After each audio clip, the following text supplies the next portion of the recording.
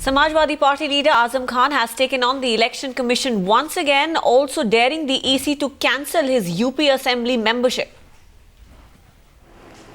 किसी खुशफहमी में न रहे इलेक्शन कमीशन।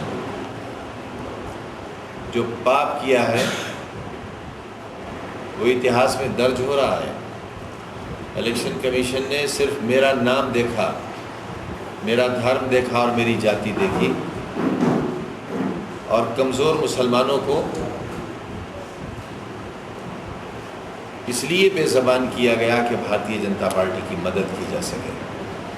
इलेक्शन कमीशन को ये बताना चाहते हैं कि वो अपने आप को नाउज़ुबिल्लाह राजनीति का खुदा न समझे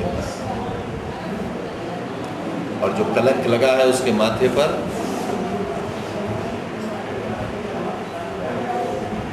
उसे संभाल कर रखे। कोई दया नहीं चाहते हम इलेक्शन कमीशन से।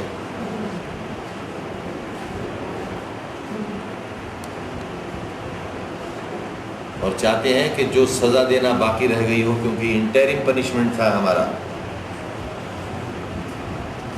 जो सज़ा इलेक्शन कमीशन और दे सकता हो, यहाँ तक कि हमारी सदस्यता अगर ख़त्म कर सकता हो तो हम चुनौती देकर कहना चाहते हैं हमारी सदस्यता ख़त्म करें और फिर देखें हम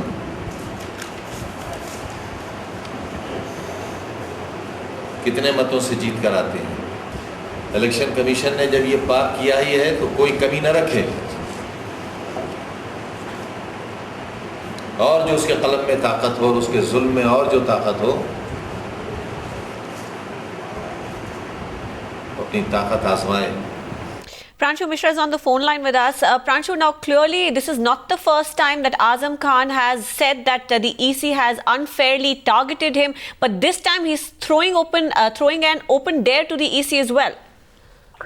Yes, that's right. In fact, this is the typical Azam Khan style, and Azam Khan has yet again taken on the Election Commission. It seems that there is a certain degree of frustration or annoyance on the part of Azam Khan because despite his second petition or second appeal to the Election Commission, the party feels that there has been deliberately no decision as far as Azam Khan's case is concerned. Also, Azam Khan himself is missing out, is probably having that sense of missing out from the key electoral campaign, which is ongoing at the moment, and especially keeping in mind that the party needs him in the regions of Eastern Uttar Pradesh, which are slated to go in polls in the coming days. So clearly, there is a sort of desperation on part of Azam Khan and on the part of the Samajwadi Party.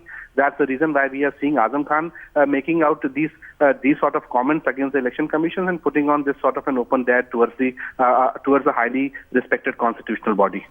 Pranshu, do stay on with us. We have a reaction coming in from Mulayam Singh as well.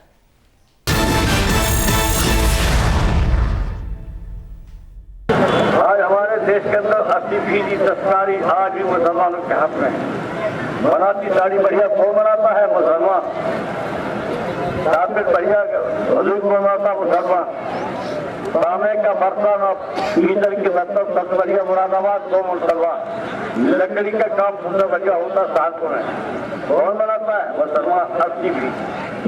80% आज मुसलमानों के हाथों में दस्तकारी है।